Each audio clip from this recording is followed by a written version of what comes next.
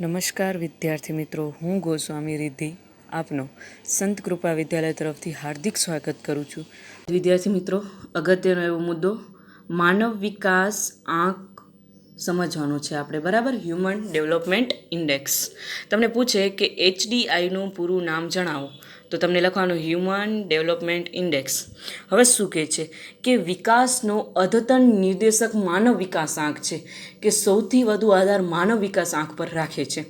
1990માં સંયુક્ત રાષ્ટ્ર વિકાસ કાર્યક્રમ દ્વારા માનવ વિકાસ અહેવાલ રજૂ થયો હતો. તમને એમ પૂછે કે માનવ વિકાસ અહેવાલ ક્યાં અને કોના દ્વારા રજૂ કરવામાં આવ્યો હતો, તો કે માનવ વિકાસ આંક 1990માં સંયુક્ત રાષ્ટ્ર વિકાસ કાર્યક્રમમાં માનવ વિકાસ અહેવાલ રજૂ કરવામાં આવ્યો હતો, બરોબર.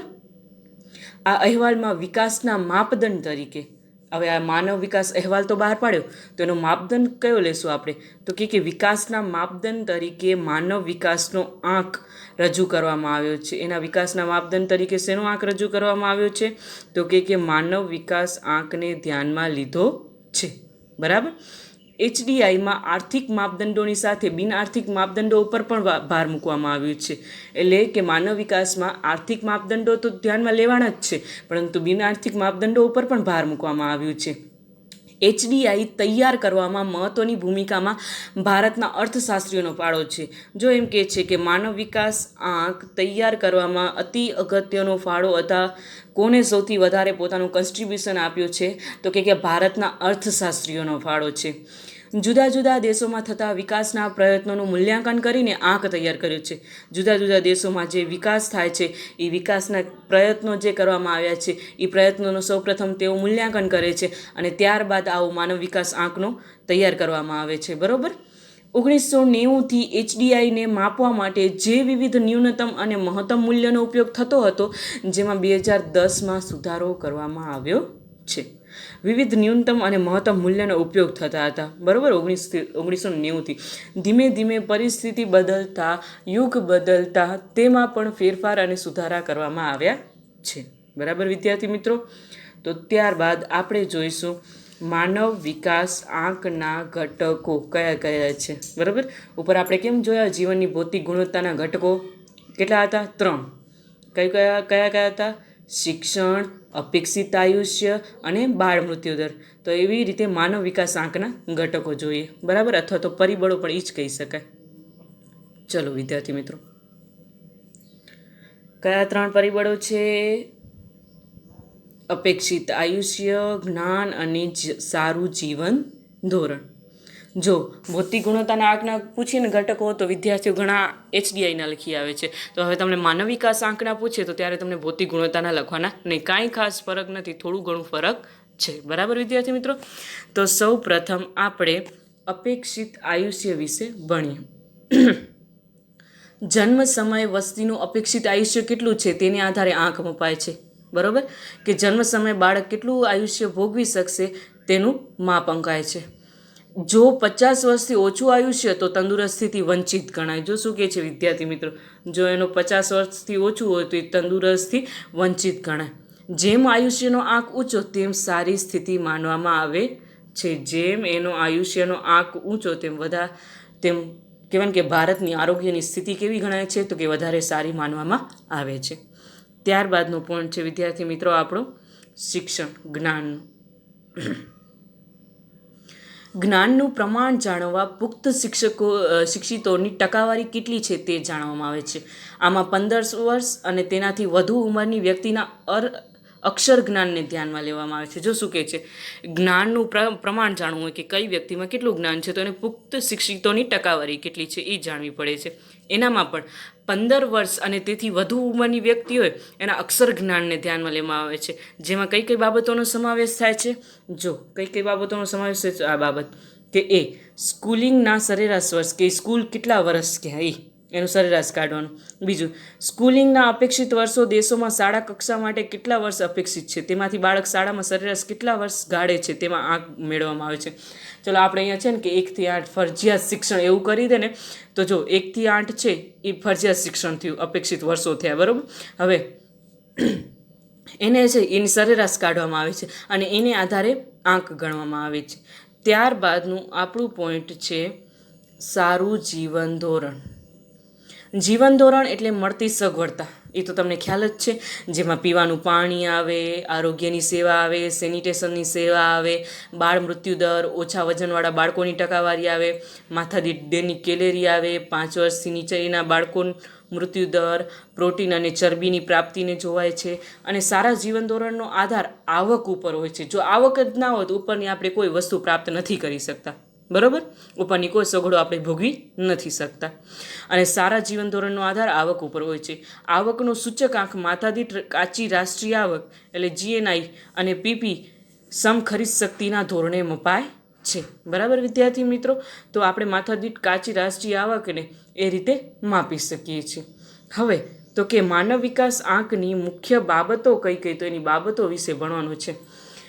પહેલી, 3 ધોરણોને આધારે ગણાતા HDIનું મહત્તમ મૂલ્ય 1 છે. જો તમને એમ પૂછાય છે એક્ઝામમાં ઘણી વખત કે હ્યુમન ડેવલપમેન્ટ ઇન્ડેક્સ એટલે કે માનવ વિકાસ આંકનું મહત્તમ મૂલ્ય કેટલું ગણાય છે, તો તમારે 1 લખવાનું, બરાબર? અને પછી એવું હોય કે HDIનું મૂલ્ય 0 થી 1ની વચ્ચે હોય છે. જો તમને એમ પૂછે કે માનવ વિકાસ આંકનું મૂલ્ય કોની વચ્ચે હોય છે, તો કે 0 થી 1ની વચ્ચે હોય છે, બરાબર વિદ્યાર્થી મિત્રો? ત્યારબાદ છે જે દેશનો HDI 1ની નજીક હોય તે વધુ વિકસિત ગણાય છે. જો ધ્યાન દેજો શું કહે છે વિદ્યાર્થી મિત્રો, આ ધ્યાન દેવા જેવી બાબત છે. જે દેશનો HDI 1ની નજીક હોય તે વધુ વિકસિત ગણાય છે. જીવન ભૌતિક ગુણવત્તામાં કેવું હતું કે 100ની નજીક હોય તે વધુ વિકસિત ગણાય છે, બરાબર? અને તે HDIમાં ઊંચો ક્રમ મેળવે છે, એટલે કે માનવ વિકાસ આંકમાં. પછી જે દેશનો HDI 1થી દૂર તે ઓછો વિકસિત છે, જે HDIમાં ક્રમ નીચો મળે છે. ખબર છે ઓનામાં જીવનની ભૌતિક ગુણવત્તામાં એવું હતું કે 0ની નજીક હોય તે ઓછો વિકસિત દેશ ગણાય છે, બરાબર? વર્ષ 2014માં દુનિયાના 188 દેશોમાં HDIમાં 0.944 આંક સાથે નોર્વે દેશ પ્રથમ ક્રમે અને ભારત છે 0.609 અંક સાથે 130મા ક્રમે આવે છે. અતિ અગત્યનો પોઈન્ટ છે, તમારે આ નોટ કરવું ફરજિયાત ધોરણે વિદ્યાર્થીઓ પરીક્ષા માટે આ અગત્યનો પોઈન્ટ છે કે વર્ષ 2014માં 188 દેશોમાં HDIમાં એટલે કે માનવ વિકાસ આંકમાં સૌ પ્રથમ નોર્વે દેશ આવે છે, જે 0.944 આંક સાથે છે. અને ભારત છે એ 130મા ક્રમે આવે છે, જેનો આંક 0.690 છે. આ બાબતની સર્વે વિદ્યાર્થીઓએ ફરજિયાત નોંધ લેવી, બરાબર? ત્યારબાદ 2015નો માનવ વિકાસનો અહેવાલ અને વિશ્વના દેશો. વર્ષ 2015માં માનવ વિકાસનો અહેવાલ રજૂ થયો. તેમાં વર્ષ 2014માં વિશ્વના દેશોની માનવ વિકાસ આંકની સ્થિતિ શું હતી તેની સૂચિ નીચે મુજબ દર્શાવી છે. વર્ષ 2015માં માનવ વિકાસનો અહેવાલ રજૂ થયો, એમાં 2014માં કેવી સ્થિતિ હતી એ આપણે અહીંયા કોષ્ટકમાં જોઈ શકીએ છીએ.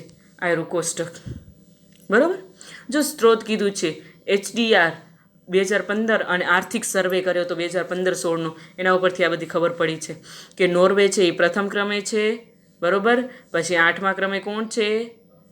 અમેરિકા. ચીન છે એ 90મા ક્રમે છે, ભારત છે 130મા ક્રમે, પાકિસ્તાન 147માં અને નાઇજર 188મા ક્રમે છે. પછી બાજુમાં એની માથાદીઠ આવક આપેલી છે, જન્મ સમય અપેક્ષિત આયુષ્ય એ લોકોનો કેટલો છે એ આપેલું છે, અભ્યાસના અપેક્ષિત વર્ષો આપેલા છે કે એ લોકો કેટલો અભ્યાસના અપેક્ષિત વર્ષો નક્કી કર્યા અને કેવી રીતે અને કેટલા થયા એમ. પછી બાજુમાં અભ્યાસના વાસ્તવિક વર્ષો આપ્યા છે કે અપેક્ષિત વર્ષો તો આટલા નક્કી કર્યા હતા, પણ એ લોકોએ ભોગવ્યું કેટલા વર્ષો, બરાબર? અભ્યાસ સમજી ગયા? એ લોકોએ અપેક્ષિત વર્ષ નક્કી કર્યું હતું નોર્વેનું 17.5, પણ અભ્યાસના વાસ્તવિક વર્ષો કેટલા થયા? 12.6, બરાબર વિદ્યાર્થી મિત્રો? 2015ના HDIના અહેવાલમાં વિશ્વના 188 દેશોને આવરી લે છે. કેટલા દેશોને આવરી લે છે વિદ્યાર્થી મિત્રો? જો શું કહે છે, 188 દેશોને આવરી લેવામાં આવ્યા છે. માનવ વિકાસની દ્રષ્ટિએ વિશ્વના દેશોને 4 વિભાગમાં વહેંચાય છે. માનવ વિકાસની દ્રષ્ટિએ કેટલા વિભાગમાં વહેંચ્યા છે? એ લોકોને 4 વિભાગમાં. કયા કયા 4 વિભાગમાં વહેંચ્યા છે? તો વિદ્યાર્થી મિત્રો ચલો એની આપણે નોંધ લઈએ. પહેલું, સૌથી વધુ માનવ વિકાસ ધરાવતા રાષ્ટ્રો, બરાબર? જે સૌથી વધુ માનવ વિકાસ ધરાવતા રાષ્ટ્રો હોય ને એને 1થી 49 રાષ્ટ્રોનું સરેરાશ માનવ વિકાસનું મૂલ્ય 0.890 છે. એ લોકોનો માનવ વિકાસ આંક કેટલો હોય છે? 0.890. બીજું, વધુ માનવ વિકાસ ધરાવતા રાષ્ટ્રો, વધુ માનવ વિકાસ, સૌથી વધુ નહીં, વધુ 50થી 105 રાષ્ટ્રો છે જેનું સરેરાશ HDI કેટલું છે? 0.735. HDI એટલે હવે તમને ખ્યાલ આવી ગયો છે, માનવ વિકાસ આંક. બરાબર વિદ્યાર્થી મિત્રો. ત્યારબાદ ત્રીજું, મધ્યમ માનવ વિકાસ ધરાવતા રાષ્ટ્ર, જેને 106થી 143માં સમાવેશ કરવામાં આવ્યો છે. એ રાષ્ટ્રોનો સરેરાશ 0.614 HDI હોય છે. અને ચોથું, નીચો માનવ વિકાસ ધરાવતા રાષ્ટ્રો, જેનો 144થી 188માં ક્રમ એને આપવામાં આવ્યા છે, જેનો રાષ્ટ્રનો સરેરાશ 0.493 HDI હોય છે. બરાબર વિદ્યાર્થી મિત્રો. જો શું કહે છે, હજી એકવાર ધ્યાન દઈ દેજો કે 2015ના HDIના અહેવાલમાં 188 દેશોને આવરી લીધો છે. તો આપણે શું એક એક દેશનું બધું માનવ વિકાસ આંક જોવા જશું કે કેનો કેટલો છે, કેવો છે, કેવી રીતે છે? તો એ લોકોએ શું કર્યું, એને 4 ભાગમાં વેચી દીધો. એક ભાગ એવો કે જેનો 1થી 49 ક્રમમાં નંબર આવતો હોય અને એ સૌથી વધુ માનવ વિકાસ આંક ધરાવતા હોય અને એનું મૂલ્ય છે HDIનું 0.890 હોય. બીજું છે કે વધુ માનવ વિકાસ આંક ધરાવતા હોય કે જે 50થી 105 રાષ્ટ્રો છે અને એનું સરેરાશ કેટલું છે? 0.735. ત્યારબાદ ત્રીજું છે મધ્યમ માનવ વિકાસ આંક ધરાવતા રાષ્ટ્રો, એટલે 106થી 143 ક્રમમાં આવતા રાષ્ટ્રો અને એનું સરેરાશ છે 0.614 HDI. ત્યારબાદ નીચો માનવ વિકાસ ધરાવતા રાષ્ટ્રો, જે 144થી 188 રાષ્ટ્રોનો એનામાં નંબરના રાષ્ટ્રોનો સમાવેશ થાય છે અને તેનો HDIનું મૂલ્ય કેટલો છે? 0.403. બરાબર વિદ્યાર્થી મિત્રો. ત્યારબાદ વર્ષ 2015ના માનવ વિકાસ અહેવાલમાં તારણો કયા કયા કાઢ્યા? એ લોકોએ સર્વે કર્યો, નોંધ કરી, મહત્ત્વની બાબતોની વિગતો લખી. તો એને તારણો કયા કયા મળ્યા? તો કે એનો પ્રથમ તારણ શું છે વિદ્યાર્થી મિત્રો? 2014માં માનવ વિકાસની દ્રષ્ટિએ 0.944ના મૂલ્ય સાથે નોર્વે પ્રથમ નંબર ઉપર છે. એને તારણ કાઢ્યું, તેને તારણ એમ મળ્યું કે સૌથી વધુ માનવ વિકાસ આંક કયા દેશમાં જોવા મળે છે? તો કે નોર્વેમાં જોવા મળે છે. અને એનું માનવ વિકાસની દ્રષ્ટિએ મૂલ્ય કેટલું હતું? તો કે 0.944 હતું. ત્યારબાદ ભારતનો માનવ વિકાસ આંક છે 0.609 છે. તે તેનું 188 દેશોમાં 130મું સ્થાન ધરાવે છે. ભારતનો જો પ્રથમ નંબરે નોર્વે આવે છે.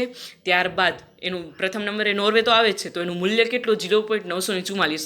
ત્યારબાદનું માનવ વિકાસનું મૂલ્ય છે 0.609, જે ભારત દેશ ધરાવે છે.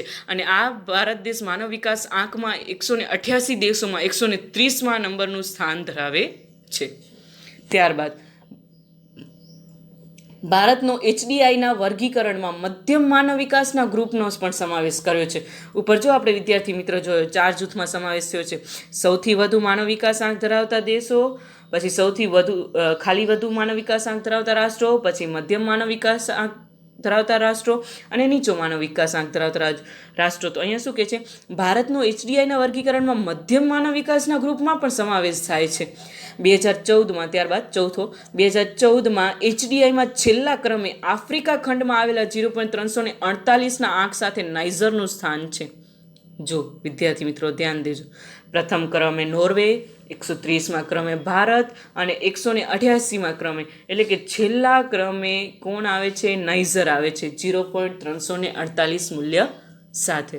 બરાબર. તો આ હતા 2015ના માનવ વિકાસ અહેવાલના તારણો.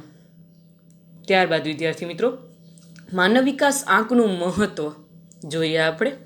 પ્રથમ મહત્ત્વ, માનવ વિકાસના HDIના માપદંડમાં માત્ર આર્થિક નહીં પરંતુ સામાજિક કલ્યાણના શિક્ષણ અને આરોગ્ય જેવા માપદંડોનો પણ સમાવેશ કરવામાં આવે છે. રાષ્ટ્રીય આવકમાં કેવું હતું? ઉત્પાદનમાં વધારો કર્યો. બરાબર. માથાદીઠ આવકમાં કેવું હતું? આવકમાં વધારો ધ્યાનમાં લેતા હતા. જીવનની ભૌતિક ગુણવત્તામાં કેવું હતું? તો કે આયુષ્ય અને શિક્ષણ એને ધ્યાનમાં લેતા હતા. માનવ વિકાસ આંકમાં આર્થિક જ નહીં પણ સામાજિક કલ્યાણ એટલે કે શિક્ષણ અને આરોગ્ય જેવા માપદંડોનો પણ સમાવેશ કરે છે. આર્થિક નીતિ તો અપનાવે જ છે, આર્થિક કહેવાય કે પરિબળ તો એ ધ્યાનમાં લે જ છે, પણ સામાજિક પરિબળો પણ ધ્યાનમાં લે છે. બરાબર. બીજું, HDI આર્થિક નીતિ ઘડનારાઓને સૂચવે છે કે આર્થિક વિકાસ સાધન છે અને માનવ કલ્યાણ અંતિમ ઉદ્દેશ છે. માનવ વિકાસ આંક શું કહે છે ખબર છે? એ એમ કહે છે કે આર્થિક વિકાસ છે ને એ સાધન છે અને એ સાધનનો અંતિમ ઉદ્દેશ છે માનવ કલ્યાણ થવું. બરાબર.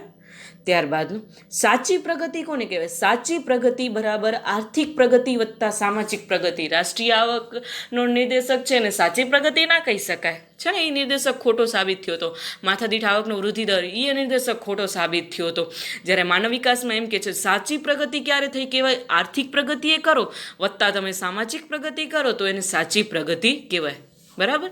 ચોથું, HDI વિધ્યાત્મક છે. જો તમને એમ પૂછે માનવ વિકાસ આંક કેવો ખ્યાલ છે, તો વિધ્યાત્મક ખ્યાલ છે. બરાબર. HDI વધે તેનો અર્થ દેશમાં શિક્ષણ અને આરોગ્યની સ્થિતિ સુધરી રહી છે. જો HDIની આંકમાં વધારો તો સમજી લેવાનો કે આપણો દેશ શિક્ષણ અને આરોગ્યની રીતે આગળ વધી રહ્યો છે. પાંચમું, HDIથી વિકાસમાન દેશોને કયા વિકાસની શક્યતા વધારે છે, કયા સરકારે વધારે કામ કરવાનું છે તેનો ખ્યાલ આવે છે. માનવ વિકાસની દ્રષ્ટિએ સરકારને ખબર પડે કે કયા ક્ષેત્રમાં કેવી રીતે અને કેટલી જગ્યાએ આપણે કામમાં સુધારો વધારો કરવાનો છે. છઠ્ઠું, HDI વધારે પ્રગતિશીલ ખ્યાલ છે. જો એમ કે છે માનવ વિકાસ આંક વધારે પ્રગતિશીલ ખ્યાલ ગણાય છે. મેં કીધું એમ કે દરેક વસ્તુની જે મહત્વતા હોય, ફાયદો હોય, તેમ એની મર્યાદા પણ હોય. બરાબર. ગેરફાયદા પણ હોય. તો અહીં આપણે માનવ વિકાસ આંકનું મહત્ત્વ જોયું. બરાબર. હવે એની શું જોઈશું આપણે વિદ્યાર્થી મિત્રો? તો કે આપણે એની મર્યાદાઓ જોઈશું. પ્રથમ મર્યાદા શું છે એની? HDIમાં 3 જ સામાજિક નિર્દેશકોનો સમાવેશ કરાયો છે જે ઓછા છે, ભૌતિક જીવનની ભૌતિક ગુણવત્તાની જેમ જ. બીજા સામાજિક નિર્દેશકોનો સમાવેશ કરવો જોઈતો હતો તો માનવ વિકાસ આંક કંઈક અલગ જ પ્રદર્શિત થયો હોત. બીજી મર્યાદા, HDIમાં 3 પરિબળોને સરખું મહત્વ અપાયું છે ભૌતિક ગુણવત્તાની જેમ જ. ખરેખર ત્રણેયનું જુદું જુદું પરિસ્થિતિમાં જુદું જુદું મહત્વ હોય છે. પરિસ્થિતિ જુદી જુદી તો દરેક વસ્તુનું મહત્વ પણ કેવું હોય છે? જુદું જુદું હોય છે. આપણેની એક મર્યાદા છે. ત્યારબાદ ત્રીજું, માનવ વિકાસનો આંક નિરપેક્ષ સ્થિતિ દર્શાવતો નથી. કેવી સ્થિતિ દર્શાવતો નથી માનવ વિકાસનો આંક? તો કે નિરપેક્ષ સ્થિતિ દર્શાવતો નથી. કોઈ એક દેશ અન્ય દેશોની તુલનાએ કયા સ્થાને છે તે દર્શાવવામાં આવે છે, જેમાં સાપેક્ષ પ્રગતિ દર્શાવે છે. એક એની મર્યાદા છે. જો આપણે માનવ વિકાસ આંક દર્શાવતા હોય તો એનો નિરપેક્ષ અને સાપેક્ષ બંને સ્થિતિ દર્શાવે. પણ માનવ વિકાસ આંક છે એ માત્ર દેશોની તુલના જ કરે છે, કયો દેશ સાપેક્ષ પ્રગતિ કરી છે. બરાબર. એની નિરપેક્ષ પ્રગતિ દર્શાવવામાં આવતી નથી. આ એક એની મર્યાદા છે. બીજું શું કહે છે? HDI ઉપરાંત એક GDI જેન્ડર ડેવલપમેન્ટ ઇન્ડેક્સ જાતીય સમયોજન આંક, TAI technological achievement index technology સિદ્ધિ આંક, HPI હ્યુમન પોવર્ટી ઇન્ડેક્સ માનવ ગરીબી આંક, HCI હ્યુમન કન્ઝ્યુમર ઇન્ડેક્સ માનવ વપરાશ આંક જેવા અન્ય નિર્દેશકો પણ ઉપયોગ કરવામાં આવ્યા છે. પણ સૌથી અગત્યના નિર્દેશકો અર્થશાસ્ત્રમાં કયા દર્શાવવામાં આવે છે? માનવ વિકાસ આંકનું મહત્વ, ત્યારબાદ આવ્યું જીવનની ભૌતિક ગુણવત્તાનો આંક. બરાબર વિદ્યાર્થી મિત્રો. પછી કયા કયા હતા નિર્દેશકો? માથાદીઠ આવકનો વૃદ્ધિ દર, રાષ્ટ્રીય આવકનો વૃદ્ધિ દર. તો આવી રીતે વિદ્યાર્થી મિત્રો આપણે આર્થિક વિકાસના નિર્દેશકોની સંપૂર્ણ ચર્ચા કરી. આશા હશે કે તમે સારી રીતે સમજ્યા હશો અને જરૂરી એવી બાબતોની નોંધ પણ કરી હશે. બરાબર વિદ્યાર્થી મિત્રો. Thank you.